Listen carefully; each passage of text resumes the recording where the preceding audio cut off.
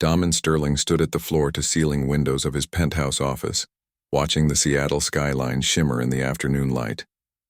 At 35, he had built Sterling Technologies from a small startup into a global empire worth billions. Yet success had come at a price that weighed heavily on his shoulders each passing day.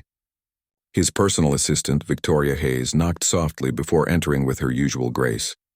She carried herself with quiet confidence that had impressed him. From her first day 3 years ago, her auburn hair was pulled back in a professional bun, and her charcoal gray suit spoke of understated elegance rather than flashy fashion. "The quarterly reports are ready for your review," Victoria said, placing a leather portfolio on his mahogany desk.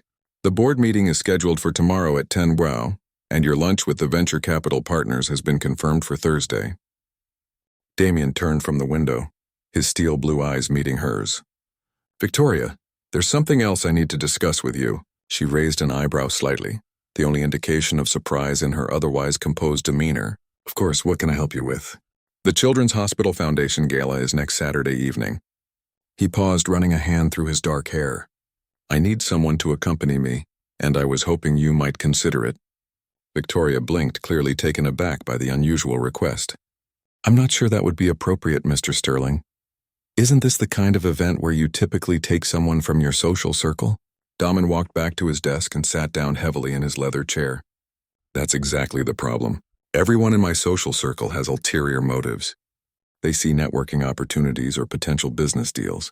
I need someone who understands the Foundation's mission and can speak intelligently about our technology initiatives without treating the evening like a corporate merger." The friends who doubted that afternoon.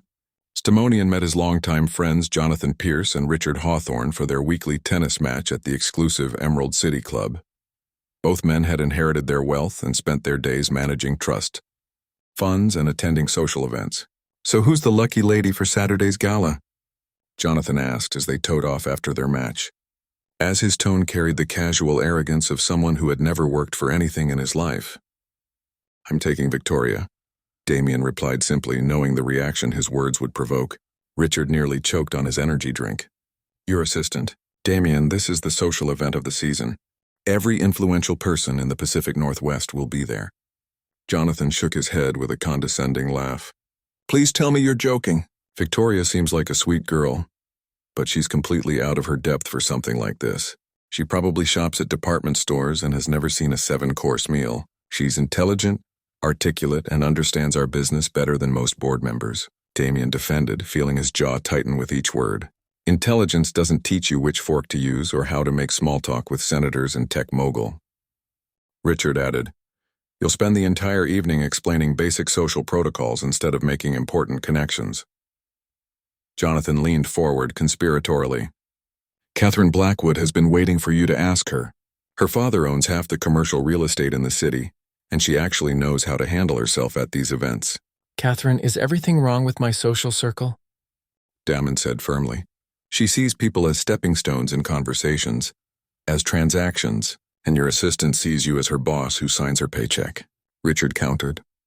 "Lee Catherine operates in your world." Victoria's hesitation back at the office.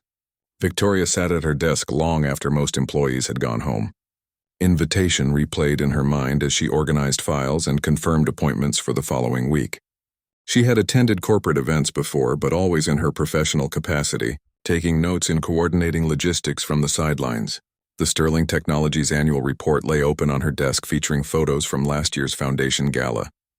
She studied the images of elegant women in designer gowns. Their jewelry probably worth more than her annual salary. These weren't just wealthy socialites. They were power brokers and influential figures who moved in circles she had only observed. From a professional distance, her phone buzzed with a text from her younger sister, Emma, was finishing her senior year at the University of Washington. "How was work today? Any exciting billionaire drama?" Victoria smiled despite her concerns. Emma always knew how to lighten her mood with perfectly timed humor. She typed back quickly. "He asked me to attend a charity gala with him. Not sure it's a good idea." Her phone rang immediately. "Victoria Hayes, please tell me you didn't turn down a date with your gorgeous billionaire boss." Emma's voice was filled with excitement. "It's not a date," Victoria protested. "It's a professional arrangement. He needs someone who understands the company's charitable initiatives, right?" Because there's absolutely no other employee in your massive corporation who could discuss charity work, Emma said sarcastically. Victoria, when was the last time you did something exciting for yourself? Victoria considered the question seriously. Her life had become a careful routine of work, helping her mother with household expenses and ensuring Emma could focus on her studies without financial stress. Excitement felt like a luxury she couldn't afford. This isn't about excitement, she said finally. This is about maintaining professional boundaries and not embarrassing myself or the company. Or it's about taking a chance on something that could be amazing, Emma countered.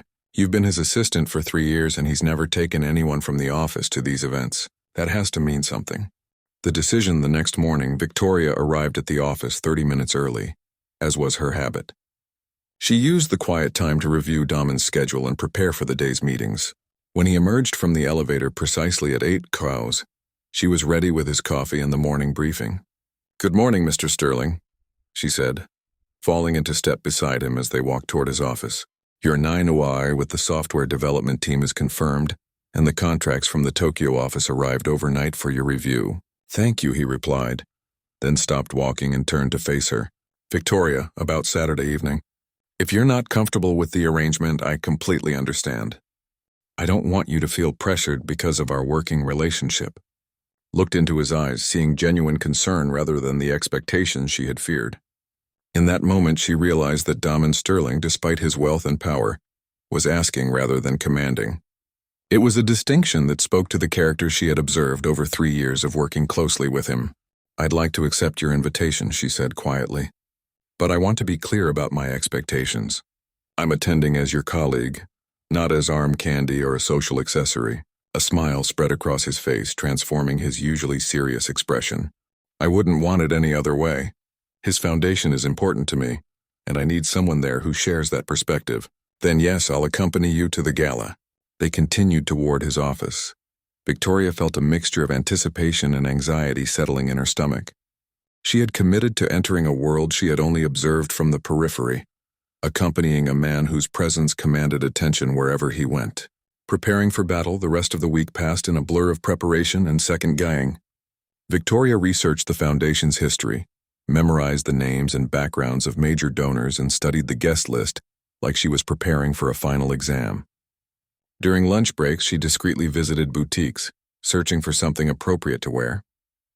The price tags on suitable gowns made her stomach turn, representing several months of careful savings.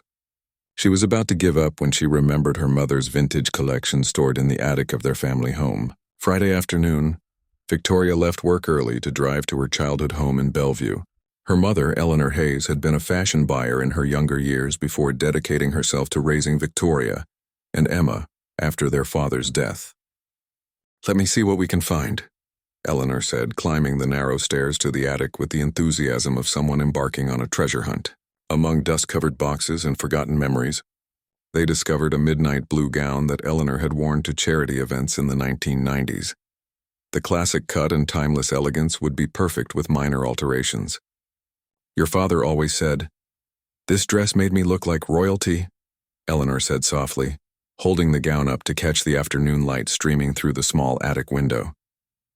Victoria felt tears prick her eyes as she imagined wearing something that carried her family's love and history. Are you sure you want me to borrow it, sweetheart? This dress was meant to make its wearer feel confident and beautiful. I can't think of a better occasion for it to serve that purpose again. As Victoria drove back to her apartment that evening, the carefully wrapped gown lying in her passenger seat, she felt a shift in her perspective. This wasn't about trying to fit into Damien's world or impressing his wealthy friends. This was about representing herself, her values, and her family's dignity with grace and authenticity. Saturday evening would bring challenges and judgments she couldn't predict, but she would face them as herself rather than trying to become someone she wasn't.